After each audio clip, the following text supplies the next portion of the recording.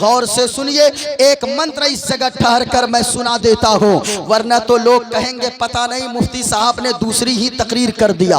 गौर से सुनिएगा, एक मंत्र मैं पढ़ता हूँ, मोइनुद्दीन कादरी जो भी बोलेगा फिर वहीं से मैं बात शुरू करूंगा, इसको जाकर वहीं से जोड़ूंगा। गौर से सुनिए, किताब मेरे हाथ में है, किताब का नाम है श्रीमद् भागवत गीता। मैं इसलिए बयान करता हूँ ऐसे स्टेजों से, आज लोग कहते हैं मुसलमानों को मानवता नहीं आती है, मुसलमानों को यानी कि इंसानियत नहीं आती है। मैं कहना चाहूंगा तुमने मुसलमानों को समझा ही नहीं है, तुमने इस्लाम को समझा ही नहीं है। हमारा इस्लाम वो नहीं है जो आज टीवी के स्क्रीनों पर बैठकर कुछ दलाल किस्म के लोग दलाली वाली बोली बोलते हैं। हमारा इस्लाम वो नहीं है जो लोग कहते हैं किसी शराबी को देख लिया कहा कि यही इस्लाम सिखाता है, किसी जुआ खेलने वाले को देखा कहा यही इस्लाम सिखाता है। नहीं प्यारे, हमारा इस्लाम वो नहीं है, हमारा इस्लाम तो वो है जो हुजूर की सीरत से हमें मिला है, वही हमारा इस्लाम है। गरीब नवाज की सीरत से जो हमें मिला है वही इस्लाम है। सुनिएगा गौर से, इस्लाम क्या कहता है, हिंदू मजहब की किताब क्या कहती है। मेरे हाथ में किताब है श्रीमद् भागवत गीता। इस किताब में एक मंत्र लिखा गया है, पेज नंबर है 154 और ये मंत्र किताब श्रीमद् भागवत गीता का है। इसमें लिखा है वायुर्दे यर्मुगड़ी वरुणा शशंका प्रजापतिष्ठं पर पितामहश्च नमो नमस्ते सुशाहस्कृत पुनश्च भोयोपि नमो नमस्ते अधर्माभिभवात् कृष्णा प्रतुष्यन्ति कुलस्त्रिज्ञा स्त्रीषु दुष्टाषु वाणिश्रे जायते वर्ण शंकर। अपने तो अपने दूसरे भी मुस्तफा की तारीफ बयान करते हैं। एक पंडित ने कहा गए लोगों, शरणय गुरुनि मगा सुख सागर अत्याचार मगा शुभ सागर, चरणन है गुरु नाम उजागर कृपा करोगे शुभ नाम सुख सागर। गुरु हर कृपा मनोगर पावे अत्याचार मगा सुख पावे, और जय गुरु नाम नमे कर जय बे बिना मोहम्मद पार न होए बे। मोइनुद्दीन कादरी ने एक मंत्र पढ़ा है। आज लोग क्या कहते हैं, इस्लाम को बदनाम करते हैं, कहते हैं इस्लाम मानवता नहीं सिखाता है। सुनो हमारा इस्लाम क्या कहता है। मेरी बातें दूर तक जाती हैं, आपसे ज्यादा गैर मुस्लिम हमारी बातों को सुना करते हैं। मैं कहना चाहूंगा असल इस्लाम है क्या। ये हमारे हाथ में नाखून है, पाँव में नाखून है, आपके हाथ पाँव में भी नाखून है। एक बात बताइए, ये नाखून कितने दिनों में काटना चाहिए। 40 दिन के अंदर अंदर नाखून हाथ पाँव के काट ही लेना चाहिए। 40 दिन से नाखून को ज्यादा बढ़ाना ये मकरूह तहरीमी लिखा है उलमा ने, यानी हराम है, हराम। माँ बहनों मैं कहना चाहूंगा, जो लड़के या लड़कियां एक उंगली में भी अगर 40 दिन से ज्यादा नाखून को बड़े करते हैं तो याद रखिएगा कि वो हराम काम कर रहे हैं, मकरूह तहरीमी है। 40 दिन के अंदर अंदर नाखून काट लेना चाहिए। ये तो हमारे लिए है, आपके लिए है, माँ बहनों तुम्हारे लिए है। लेकिन अगर कोई जानवर का दूध निकालता हो, कोई अगर भैंस या गाय का दूध दोहता हो, तो उसके लिए लिखा गया है, किताब का नाम फतवा आलमगीरी, उसमें लिखा गया है कि अगर कोई गाय का दूध निकालता हो या जानवर का दूध निकालता हो तो वो 40 दिन का इंतजार न करे, बल्कि वो 8 से 10 दिन के अंदर अंदर नाखून को काट लिया करे। क्या मतलब, आपसे मैं पूछना चाहता हूँ, हमारे लिए 40 दिन, आपके लिए 40 दिन, लेकिन अगर कोई जानवर का दूध निकालता है तो वो 10 दिन के अंदर अंदर काट ले, बेहतर यही है। क्यों? उस किताब में आगे रीजन रीजन भी लिखी गई है, वजह भी लिखी गई है। वजह ये लिखी गई है, जो जानवर का दूध निकालता हो, अगर वो नाखून बड़े रखेगा, जब वो जानवर का दूध निकालेगा नाखून बड़े होंगे, हो सकता है नाखून लगने की वजह से कहीं जानवर को तकलीफ ना हो जाए, जानवर को कोई जख्म ना लग जाए। मैं आपसे कहना चाहता हूं, जो मजहब इस्लाम जानवरों का इतना सम्मान सिखाता है, इतना ख्याल करने को कहता है, वो मजहब इस्लाम इंसानों का कितना ख्याल बताता होगा, इंसानों की कितनी कद्र बताता होगा। लेकिन ध्यान से आप मेरी बातें सुनिए, इस्लाम को समझिए। इस्लाम है क्या? अल्लाह ने औलाद दिया। इस्लाम कहता है कि लोगों, आप अपनी औलाद को बर्थडे पे गिफ्ट देते हो। कोई बाप अपने बेटे को, अपने बेटे के बर्थडे पर कोई बाप अपने बेटे को मोटरसाइकिल दे देता है। अरे देता है कि नहीं भाई? गिफ्ट दे देता है। कोई बाप अपनी बेटी को मोबाइल दे देता है, कोई बाप अपने बेटे को 4 व्हीलर गाड़ी दे देता है। आज मेरे बेटे का बर्थडे है, आज मेरी बेटी का बर्थडे है, मैं इसे गिफ्ट में मोबाइल दूंगा, बेटा तुझे मैं मारुति कार दूंगा। कोई बेटे को बंगला दे देता है। हुजूर क्या फरमाते हैं? हुजूर फरमाते हैं, अगर एक बाप अपने बेटे को या बेटी को कोई गिफ्ट देना चाहे तो यह मकान बड़ा गिफ्ट नहीं है, दुकान बड़ा गिफ्ट नहीं है, मोबाइल ये बड़ा गिफ्ट नहीं है, जमीन जायदाद ये बड़ा गिफ्ट नहीं है। आकाए करीम फरमाते हैं, जनाबे मोहम्मदुर रसूलुल्लाह फरमाते हैं, अगर कोई बाप अपनी औलाद को कोई गिफ्ट देना चाहे तो सबसे बड़ा गिफ्ट एक बाप की तरफ से औलाद के लिए यह है कि वो अपने बेटे को नेक बना दे, नेकी की बातें बता दे, अदब वाला बना दे। एक बाप की तरफ से बेटे के लिए सबसे बड़ा यही गिफ्ट है, सबसे बड़ा यही तोहफा है। मेरे भाइयों, अपनी औलाद पे नजर रखो, अपनी औलाद को नेकी की बातें बताइए, वरना ये औलाद अगर आपकी बिगड़ गई ना तो औलाद नेमत भी है, कभी कभी यही औलाद जहमत भी बन जाती है।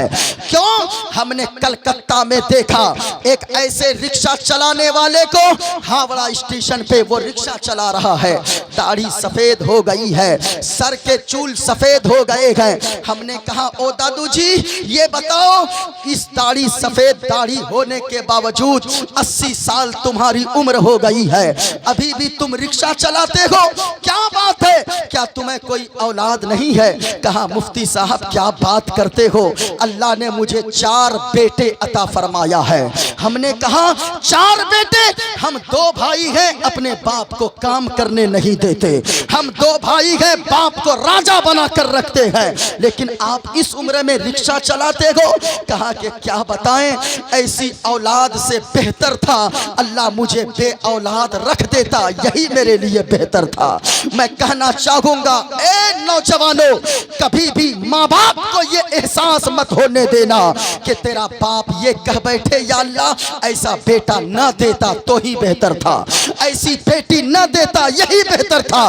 क्या ऐसा अपने समाज में नहीं होता है? किसी की बेटी भाग जाती है, किसी का बेटा भाग जाता है। नौजवानों, अपने माँ बाप की कद्र कर लो। माँ बाप को धोखा देकर, माँ बाप को परेशान करके, माँ बाप को रुला कर तू घर से किसी की बेटी को लेकर भाग जाता है, या माँ बहन किसी के बेटे के साथ तू चली जाती है।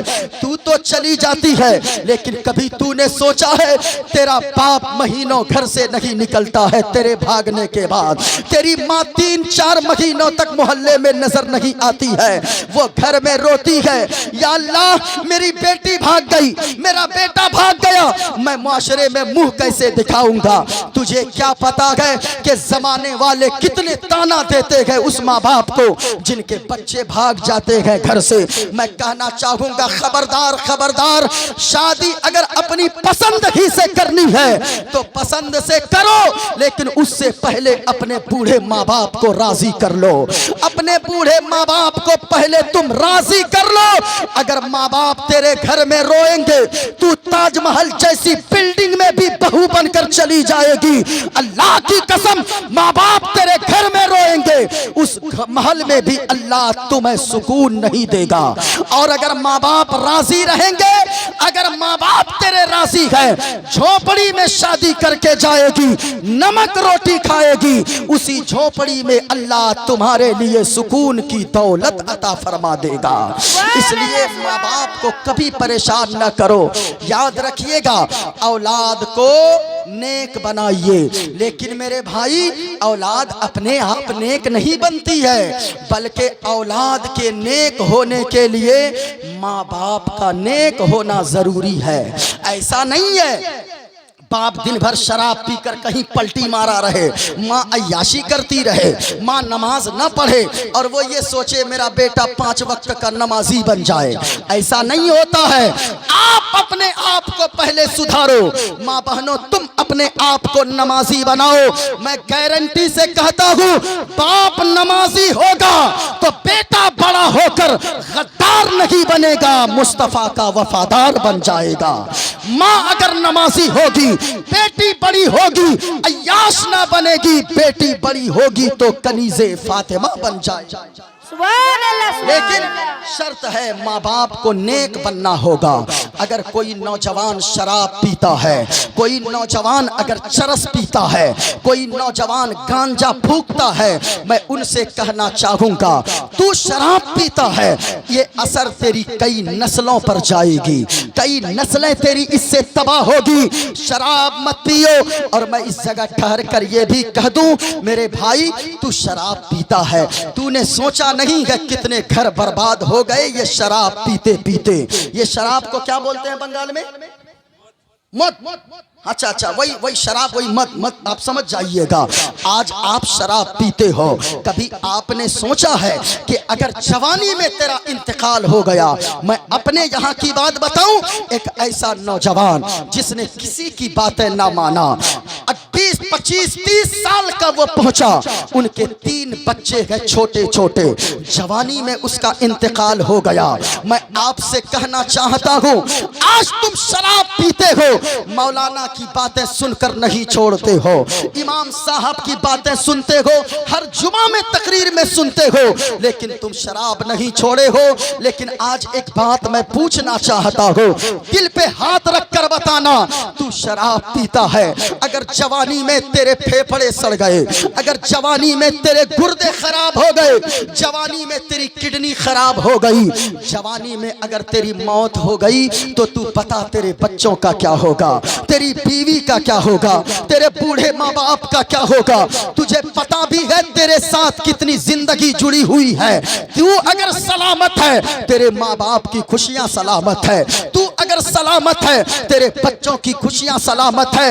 इस जमाने वाले से वफा की उम्मीद मत रखो, वरना तो हमने ऐसे लोगों को भी देखा है कि जब भाई का इंतकाल हुआ तो बड़ा भाई बच्चों के पास दौड़कर आ गया, यानी जिसका इंतकाल हुआ उसका बड़ा भाई दौड़कर आ गया, आकर भतीजे को सीने से लगाया और कहने लगा, ओ मोहल्ले वालों, आज से ये मेरा भतीजा नहीं है, आज से ये मेरा बेटा है, मैं इसका बाप हूँ। ये मेरी भतीजी नहीं, ये मेरी बेटी है, मैं इसका बाप हूँ, बाप की तरह मोहब्बत दूंगा। लेकिन कितने दिनों तक चचा की मोहब्बत रहती है? सिर्फ चहारम और 40वां तक। चहारम 40वां के बाद वो चचा भतीजे और भतीजी का इतना बड़ा दुश्मन होता है, मोहल्ले वाले कहते हैं, अरे कोई चचा भी इतना बड़ा दुश्मन हो सकता है।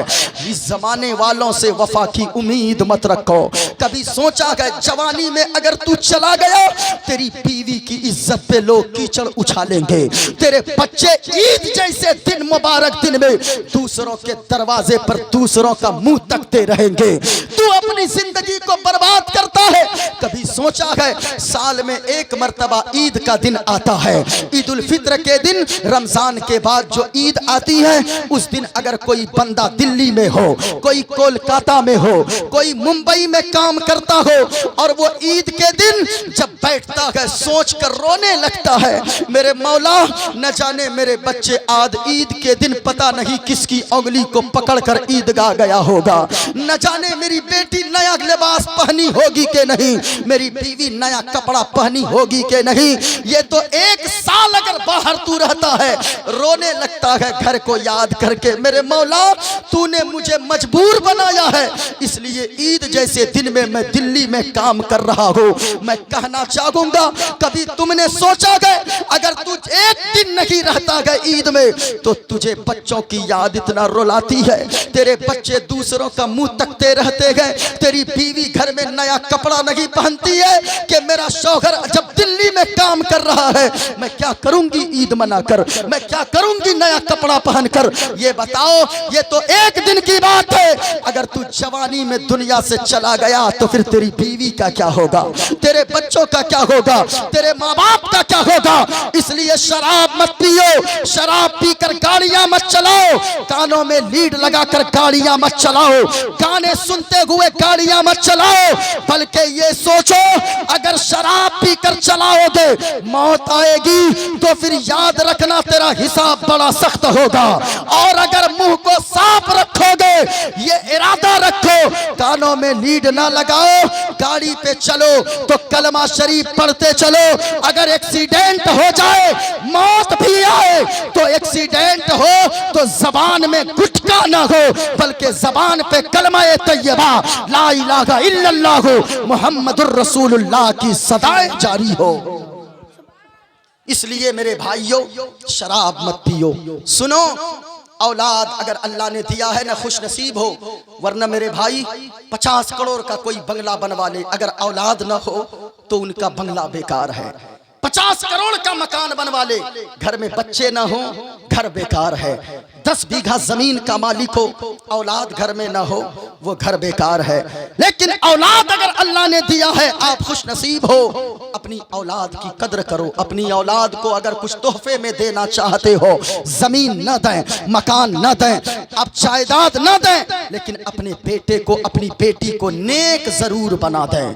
वरना तो मेरे भाई अगर किसी बाप ने जमीन 20 बीघा खरीदा, 50 बीघा जमीन खरीदा, 10 मंजिला मकान बनवा दिया, हमने ऐसे शख्स को भी देखा है कि बाप ने उसे कुछ नहीं दिया, अगर नेक बनाया तो वो बेटा बड़ा होकर जमींदार भी बना, मालदार भी बना, अल्लाह रसूल का फरमा बरदार भी बना। और हमने ये भी देखा है अगर बाप ने औलाद को नेक नहीं बनाया, मुअद्दब नहीं बनाया, अदब वाला नहीं बनाया, अच्छा इंसान नहीं बनाया, 30 बीघा जमीन जो बाप ने 70 साल में कमा कर खरीदा था, बाप के मरने के बाद 5 साल के अंदर वो बेटा सारी जमीन को बेच कर खा गया और आखिर में वो बेटा शराब पी कर दुनिया से चला गया। गलती उसकी नहीं है, गलती उस बाप की है जिसने अपने बेटे के लिए जमीन तो खरीदा, मकान तो बनाया, दुकान तो बनाया, लेकिन अपनी औलाद को नेक नहीं बनाया। मेरे भाई अपनी औलाद को नेक बनाओ, लेकिन औलाद के नेक होने के लिए माँ बाप का नेक होना जरूरी है।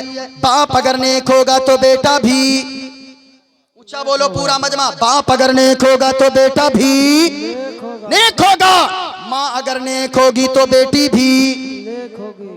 गरीब नवाज का नाम आपने सुना है, जरा गरीब नवाज के नाम पर बोलो सुभान अल्लाह और झूम कर बोलो या रसूल अल्लाह।